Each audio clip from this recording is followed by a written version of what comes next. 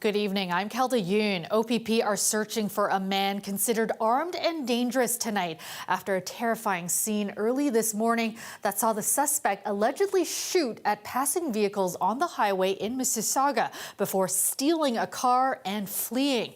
Dale Manukduk has the details. This video was taken just before 5:30 Tuesday morning. A man walking into live lanes of traffic on the 401. The footage is from Michael Nunn's dash cam. Nunn says the man was wielding a gun. I didn't hesitate. I put it into a third gear and pulled away. And then by that time, as I looked back in the rearview mirror, I could see a flash, and then all you could hear is a pop. And so my assumption was that he pulled the gun, pulled the trigger, either tried to shoot somebody to hijack the car. Nunn called police. The OPP says it received numerous calls, and when they arrived, determined the suspect had shot at multiple vehicles. And it turns out that he had been in a motor vehicle collision and then was trying to stop vehicles on the highway. A short while later, he did manage to steal a vehicle from a passing motorist and fled the scene. Police say no one was injured during the incident. Nevertheless, a terrifying ordeal for those involved. I couldn't believe that in this location, in this province, this blatant action could just be taken, and that's it. I mean, I was shocked. I thought it was just a joke, but when I heard the pop, it was very surreal. Police say the stolen vehicle was recovered in Etobicoke near Highway 427 and Fasken Drive. The dark blue Toyota sedan had jumped the curb, the front passenger wheel blown off, and a bullet hole pierced through the windshield. The suspect is still at large. So the suspect is described as a black male between the age of 25 and 35, wearing a blue or gray t-shirt, blue jeans, a white and black running shoes, with long hair. We believe it's hair that's in braids about halfway down the suspect's back. The suspect is armed and dangerous. Police are advising the public to remain vigilant and to not approach the man. Instead, call 911. Dale Manukduk, CBC News, Mississauga. 4 people have been arrested, and the SIU is investigating following a crash involving a stolen vehicle in our city, the third in about 2 weeks. The latest incident happening in Scarborough last night. Ali Chiasson has the details from the scene. Another stolen vehicle crash in Toronto, this one happening near the intersection of Eglinton and Brimley last night around 10:30. Police say they were in the area doing traffic patrols when they saw a Honda speeding by, which eventually slammed into the back of an Audi. Toronto police say they followed the vehicle but were not in pursuit of it at the time. That's an important distinction that they're making that'll come up later. Toronto police and the SIU say the Honda was stolen and there were 5 people inside at the time of the crash. 2 men, a 15-year-old girl and a 16-year-old boy were taken to hospital and have been arrested. Police said they were still looking for a 16-year-old girl. 2 people in the Audi were taken to hospital, but they'll be okay. There's an oxygen mask that was left behind by paramedics. There's bits of car and broken glass that's still all here. Given the severity of this crash, well, it's got a lot of people concerned.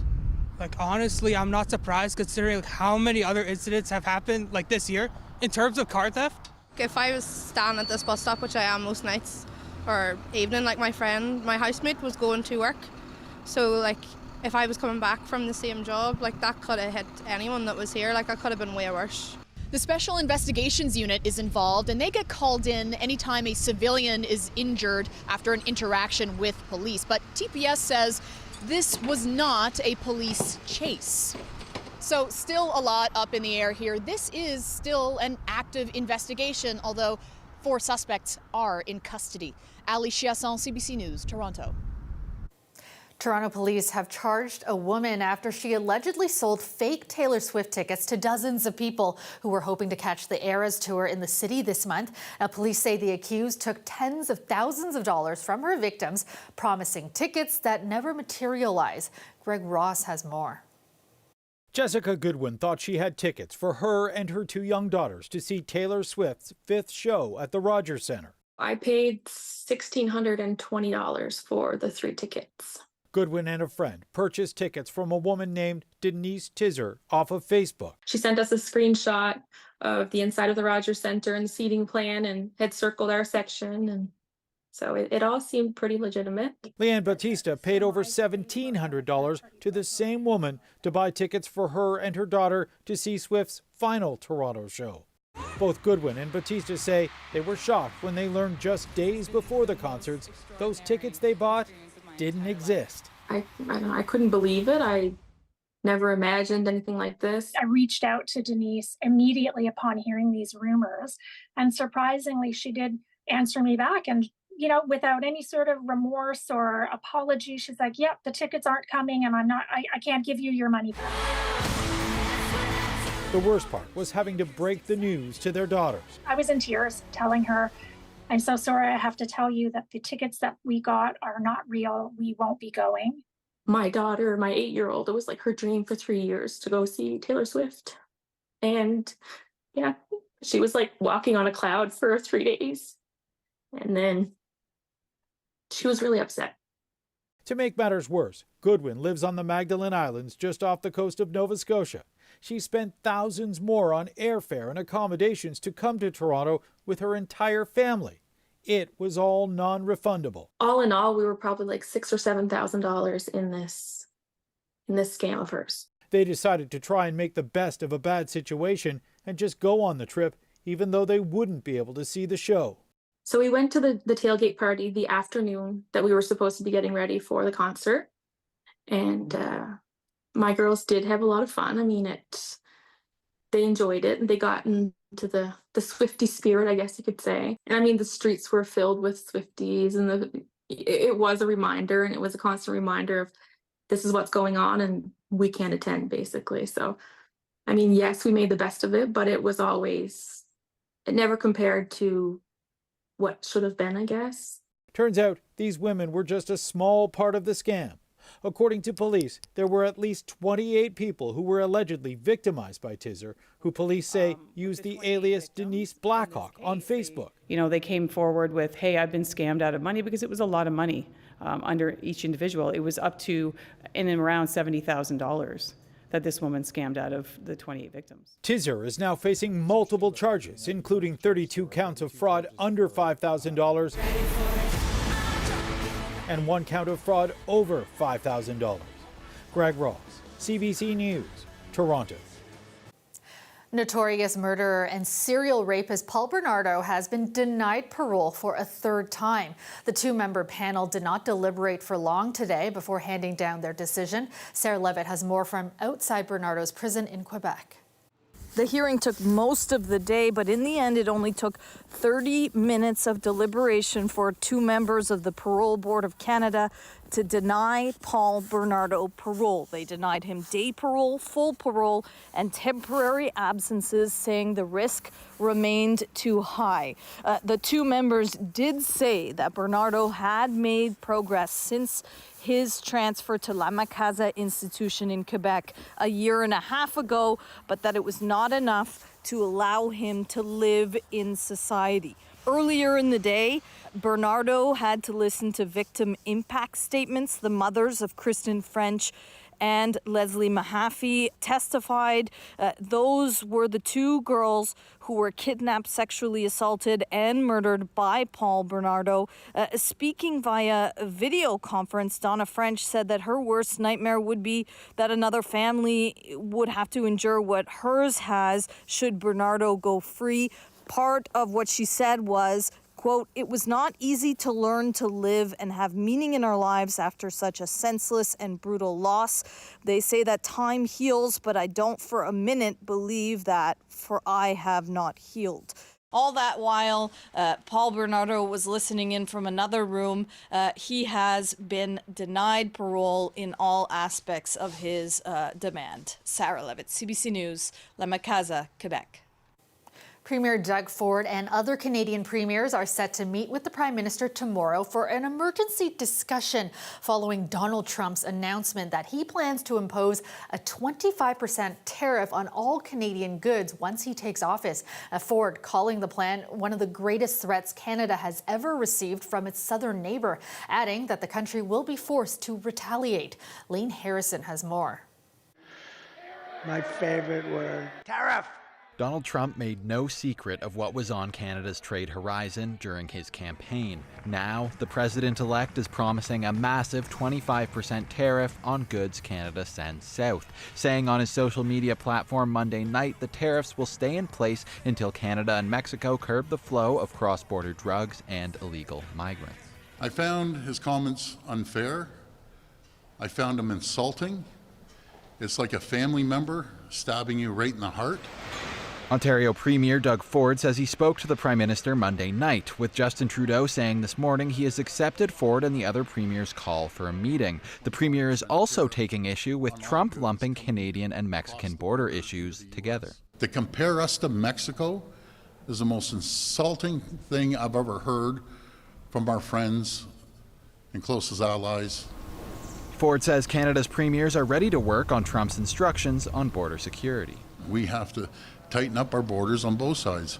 We have illegals coming in from America into Canada as well. We have to work together. You don't go after each other when we have a serious problem.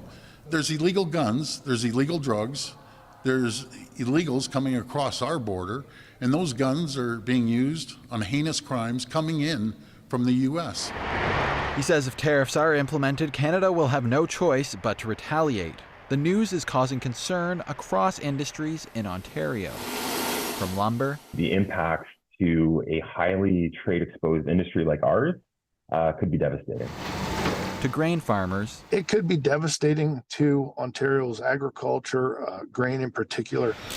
To automakers. It would mean that he would bankrupt the American auto sector together with the Canadian one immediately. He says in that industry, margins are so slim, even a 10% tariff is tough. And economists say the tariffs could lead to a nationwide recession. Back at Queen's Park, opposition leaders struck differing tones in reaction to Ford's strategy. When you're dealing with a bully like that, you can't come across as weak or naive or afraid. And my fear is that's exactly what the Premier's doing right now. We need a very strong Team Canada approach, and I really want Premier Ford to succeed in this. The Premier says Ontario will soon roll out an ad campaign in the U.S., which aims to tell Americans how the two countries are stronger together. Lane Harrison, CBC News, Toronto. A new report is blaming faulty and aging equipment for fuel spills on the TTC earlier this year. These latest findings and other recent investigations have advocates raising serious questions about maintenance on the TTC. Municipal Affairs reporter Sean Jeffords has this story. In May, a 12-hour closure of the TTC caused chaos, leaving tens of thousands who depend on the city's subway system scrambling. A new report from an outside firm says the age of some subway maintenance cars and poor record keeping are to blame for the incident. It is worrying. It is disturbing, and as somebody who takes a TTC every day, if it's going to slow down your commute, it throws the entire system into chaos, and that's got a real impact on families, on people all across the city. That day, a maintenance car leaked over 100 liters of hydraulic fluid on the subway tracks. And former TTC CEO Rick Leary launched an investigation into the incident in the spring. He said it was one of 8 fluid leaks in less than 5 months. TTC rider Sheila Pisey-Allen says when the TTC's maintenance cars are breaking down, it sends a bad message.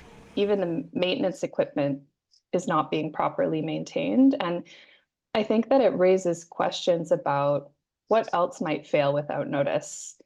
What are some other safety issues going on that we just never hear about because they don't make the news? The report is just the latest in a trio of investigations into the TTC's state of good repair. An Auditor General's report in 2023 looked at streetcar maintenance practices. And a report about the Scarborough RT derailment raised questions about similar upkeep issues. This transit advocate says system maintenance needs to take on greater importance. You know, what other kind of major catastrophe we have to have, and ideally not a catastrophe, but I suppose it's that classic line about the first The first step of recovery is acknowledging that you have a problem. And for its part, the TTC says it's committed to implementing all of the recommendations from the investigators' report. That report will come before the TTC board on December 3rd. Sean Jeffords, CBC News, Toronto. Welcome back. The Andy Kim Christmas is celebrating its 20th anniversary this year, returning to Toronto's Massey Hall on December 4th. To get us ready for this big event, Kim sat down with our Dwight Truman to talk about bringing together some of Canada's most beloved artists for the iconic show.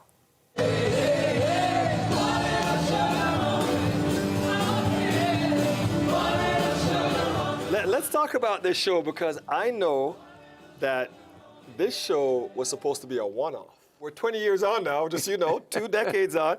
And you mentioned Bare Naked Ladies, Alex Lifeson, Broken Social Scene, Molly Johnson, I love Molly, William Prince, who I feel like is Canada's Johnny Cash. I love his voice. Billy Talent. How do you get these great acts to come year after year and support this? Because it's not money we hear. I don't pay anybody. Look, the framework is this. When I started getting hits as a young kid and traveled the world, I would have my guitar with me if there was an orphanage I would go to, or if there was a hospital I went to. So that altruism was always in your nature. You're that kind of guy. I don't know if it's altruism. It just makes me feel good. I'm living my one and only life. What do I want to? What am I doing with it? So this is what I want to do. And so I think somewhere the artist felt that it was important enough to help me do this. Yeah. I can't let you go before talking about the Order of Canada.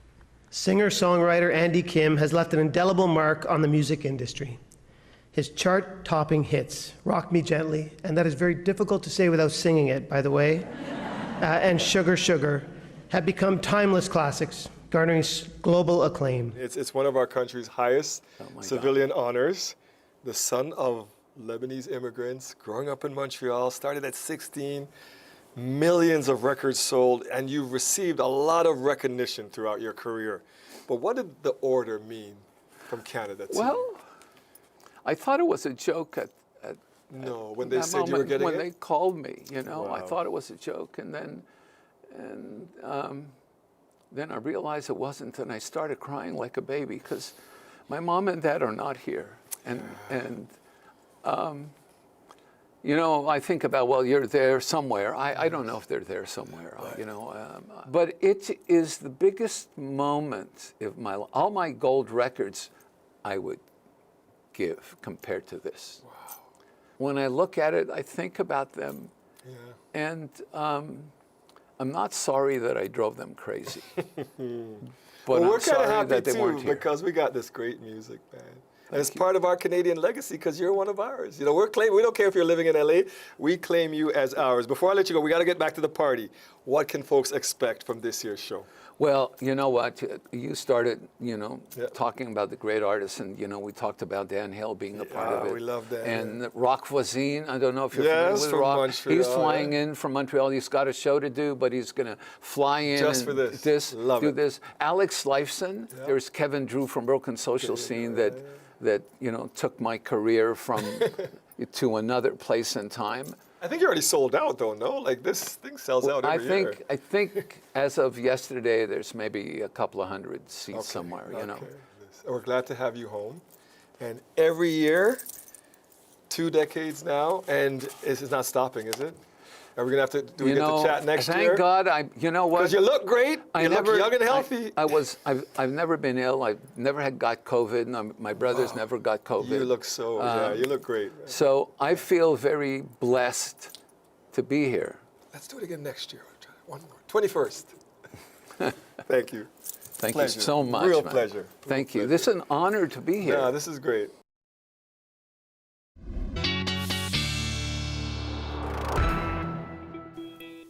And Colette, I know you had warned yesterday that today would be pretty windy, but I was still kind of startled when I stepped outside with the gust of wind that just hit me. Yeah, this just morning. enough to almost push you over right there. Almost. Yes, or if you're driving to hold on to that steering wheel kind of thing.